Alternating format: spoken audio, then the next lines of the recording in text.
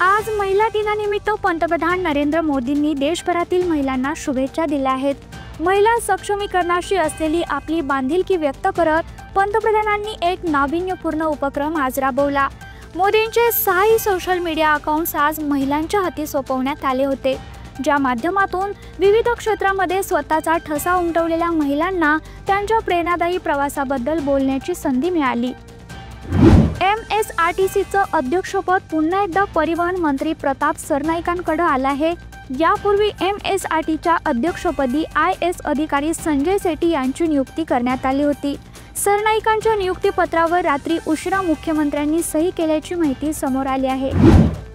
औरंगजेब क्रूर शासक नव्हता असं म्हणणारे महाराष्ट्र समाजवादी पक्षाचे अध्यक्ष अबू आझमी यांचे नुकतंच अर्थसंकल्पीय अधिवेशनातून निलंबन करण्यात आलं आहे।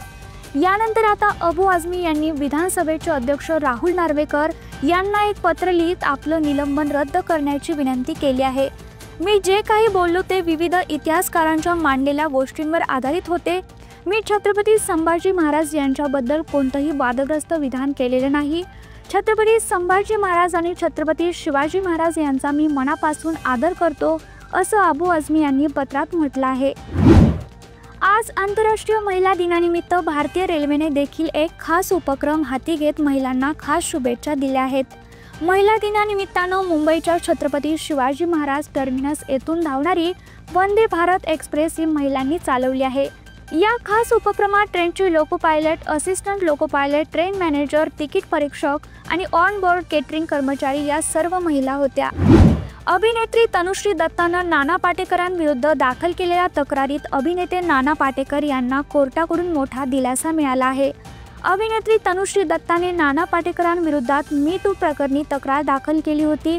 पुरेशा पुराव्यांअभावी न्यायालयानं तनुश्रीनं दाखल केलेली याचिका फेटाळली आहे। गुजरातमधील वलसाड जिल्ह्यात एक मोठी दुर्घटना घडली आहे। वलसाड जिल्ह्यातील वापी भागात पहाटेच्या सुमारास भीषण आग लागल्यानं परिसरात भीतीचे वातावरण निर्माण झाले आहे। या आगीत 15हून अधिक गोदामांना आग लागली होती। सुदैवाने या घटनेत कोणतीही जीवितहानी झालेली नाही, मात्र या भागात मोठ्या प्रमाणात नुकसान झालं आहे। परराष्ट्र मंत्री एस जयशंकर यांनी शुक्रवारी उत्तर आयर्लंडमधील बेलफास्ट येथे भारताच्या नवीन वाणिज्य दूतावासाचे उद्घाटन केले आहे। या प्रदेशातील भारतीयांची संख्या वाढत असल्यानं त्यांच्या गरजा लक्षात घेऊन हा निर्णय घेण्यात आला आहे। तसेच भारत आणि ब्रिटनमधील राजनैतिक, व्यापारी आणि सांस्कृतिक संबंध अधिक दृढ करण्याच्या उद्देशानं देखील या ठिकाणी दूतावासाचे उद्घाटन करण्यात आले आहे, अशी माहिती जयशंकर यांनी दिली आहे। टीम इंडिया रविवारी दुबईत चॅम्पियन ट्रॉफी 2025चा अंतिम सामना खेळणार आहे।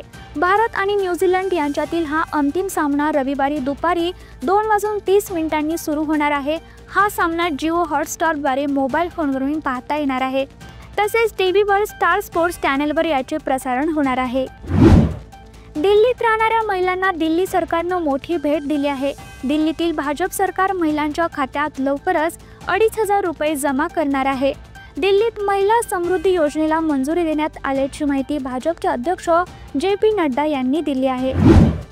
बळजबरीनं होणारे धर्मांतर रोखण्यासाठी मध्य प्रदेश सरकारनं मोठं पाऊल उचलत असा गुन्हा करणाऱ्यांना फाशीची शिक्षा जाहीर केली आहे।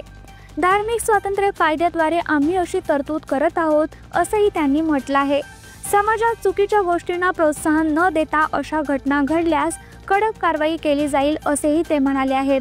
तर या होत्या आतापर्यंतच्या ठळक बातम्या। उद्या पुन्हा भेटू अशाच महत्त्वाच्या घडामोडीसोबत। पाहत राहा वृत्तम मराठी।